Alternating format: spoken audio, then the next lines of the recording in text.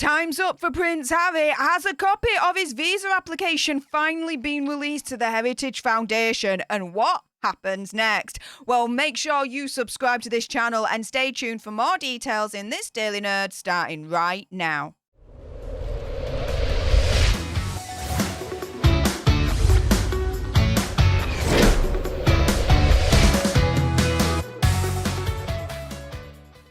Hey up everyone, it's me, Stef The Alter Nerd, your nerdy alternative, and welcome to another dose of the Daily Nerd, where I break down the news and pop culture stories of the day that's pretty much caught me eye. And oh my goodness, before I jump into all the juicy details with this video's main topic, there is a little bit of housekeeping as always. Firstly, YouTube human reviewer, I definitely see you lurking with this topic. I'm not going to say any trigger words or anything that's going to offend your ear holes. And to everyone else awesome enough to have clicked on this video, hey up, how y'all doing? If you've got some very strong feelings about Prince Harry's visa, and I bet you do, then make sure you send me a super thanks. It's just below this video right here. We can actually have a conversation about this because it does guarantee a response from me.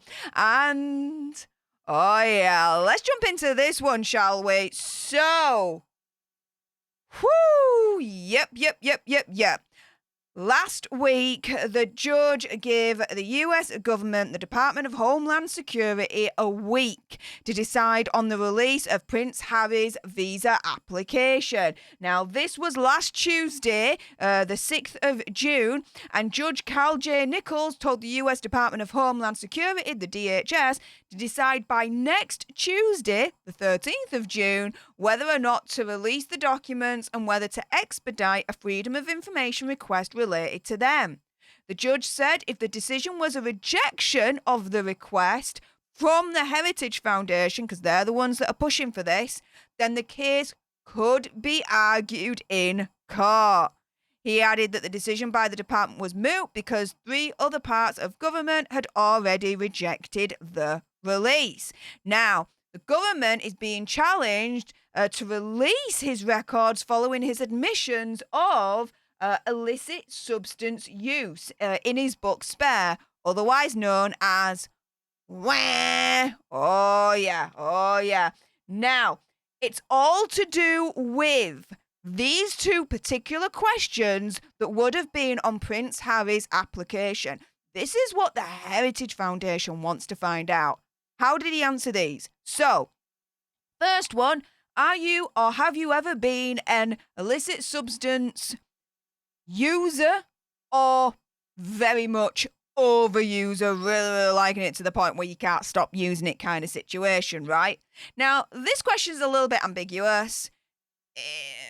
He could legitimately say no to that and be able to explain himself away with that one. It's this particular question, though, the Prince Harry and the US government will have a more difficult time trying to skirt around, which is, have you ever violated or engaged in a conspiracy to violate any law relating to controlled substances? And this is the thing. Yes, he would have to answer yes to this. Now, bear in mind, Prince Harry has turned around and said, I've answered everything correctly on this visa US application situation. Okay, well, for the US government, this is going to be a double-edged sword because either, we are to believe Prince Harry and he put everything down correctly, then it's a case of the US government to answer, well, hang on a minute, why did you still let him in? Because the grounds could be to reject his backside, so why'd you let him in? They rejected Kate Moss back in the day and even Amy Winehouse back in the day because of similar illicit substance uses, let's put it that way.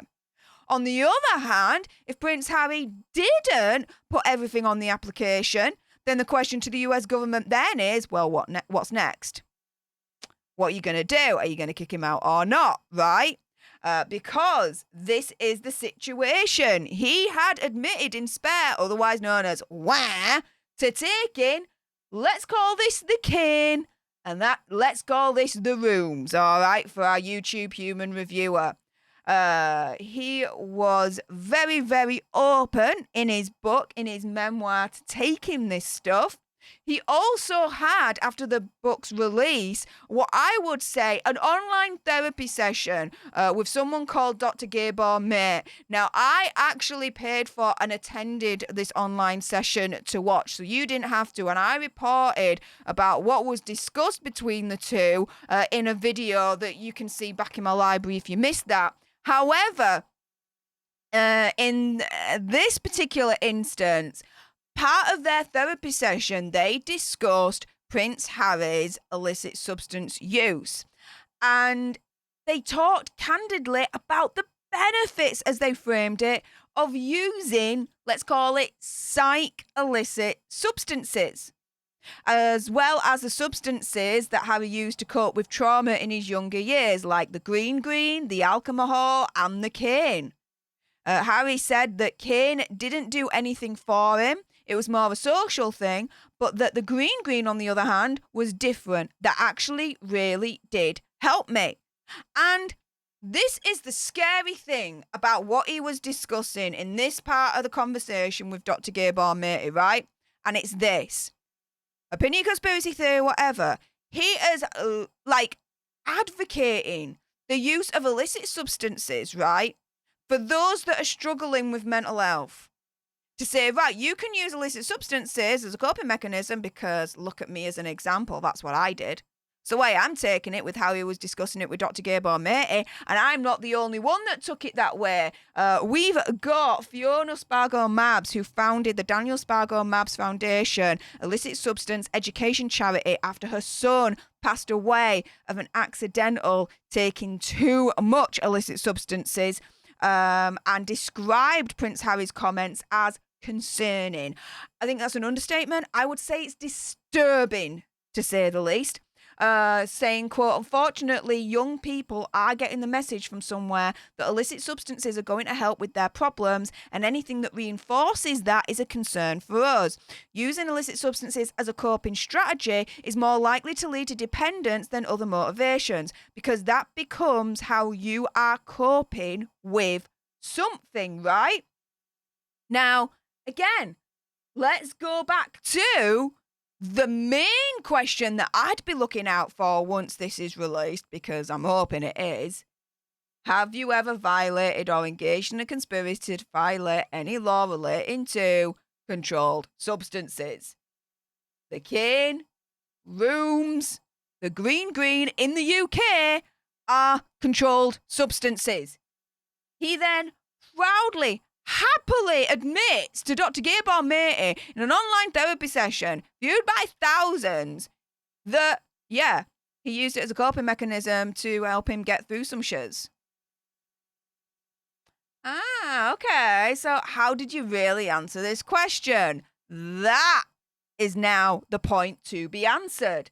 Now, this is where the Heritage Foundation comes in.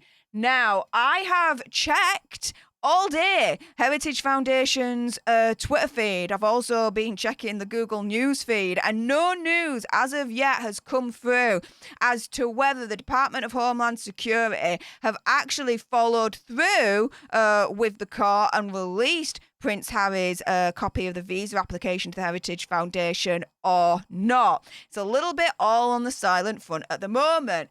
But now time is up, because that should have been done by yesterday. And what happened yesterday instead?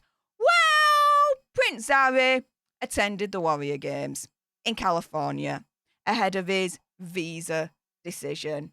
Yeah, there he is in all his glory, attending the Warrior Games, whilst, the decision is coming through as to whether a copy of his visa application is to be released to the Heritage Foundation or not.